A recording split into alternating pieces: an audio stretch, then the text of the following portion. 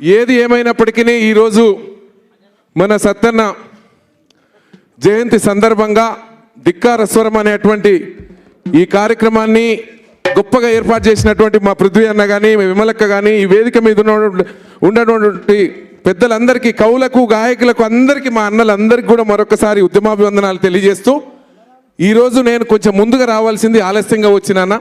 ఏది ఏమైనప్పటికీ ఈ పేరు వింటే కొందరు అడలు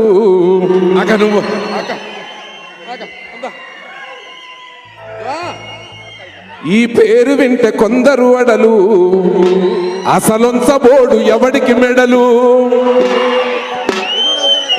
ఆ పేరు వింటే కొందరు అడలు అసలొంచబోడు ఎవడికి మెడలు. అతి త్వరలో నేను ఎంతో మందికి పాటలు పాడినా మీ అందరికి తెలుసు.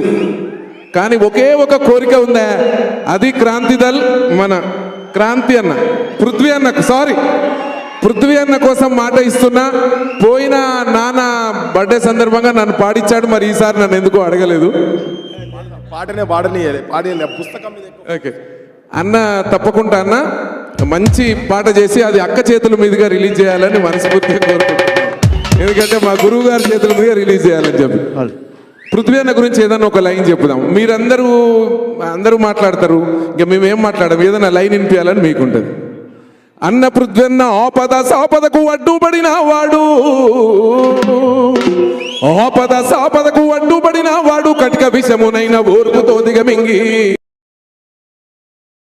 వాడు కటిక విషమునైన ఓర్పుతో దిగమింగి కలత చెందని వాడు కపట మెరుగని వాడు ఎదురు దెబ్బలనేరి ఏసారి ఉన్నాడు.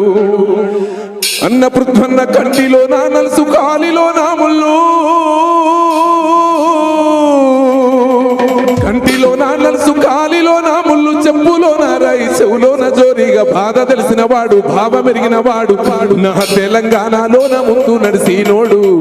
ఓ కోయిలమ్మ చిన్ని సిలకమ్మ నవ్వుల పృథ్వన్న పాట పాడంటే, ఓ కోయిలమ్మ చిన్ని సిలకమ్మ నవ్వుల పృథ్వన్న పాట పాడండో ఓ కోయిలమ్మ.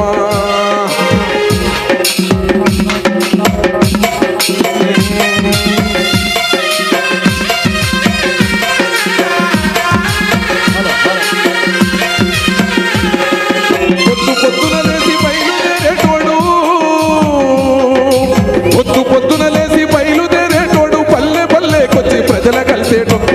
పొద్దున లేసి బయలుదేరేటోడు పల్లె పల్లెకొచ్చి ప్రజల కలిసేటోడు. ఇల్లు తిరిగి బాధలడిగేటోడు. తన వాళ్ళ కాలించి దేవులాడుకున్నోడు. కన్న తండ్రిలాగా కాపాడుతున్నోడు. కంటిలో నా నలుసు కాలిలో నా ముళ్ళు, చెప్పులో నా రాయి చెవులోన జోరిగా బాధ తెలిసిన వాడు భావ పెరిగిన వాడు తెలంగాణలోన ముందు నడిసినోడు. ఓ కోయిలమ్మ చిన్ని సిలకమ్మ నవ్వుల నాన్న పాట పాడంటే, ఓ కోయిలమ్మ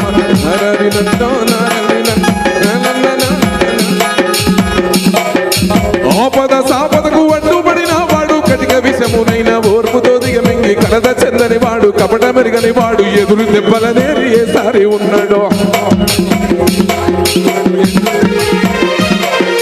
కృషితో నాస్తి దుర్భిక్షమను మాట శ్రమైస్తే శ్రమజీవి లోటు లేదన్న. కృషితో నాస్తి దుర్భిక్షమను మాట శ్రమైస్తే శ్రమజీవి లోటు లేదన్నాడు. పలికి రాని పలుకు పలకవద్దన్న, మనము లేని చేత గడని పాలన్నాడు.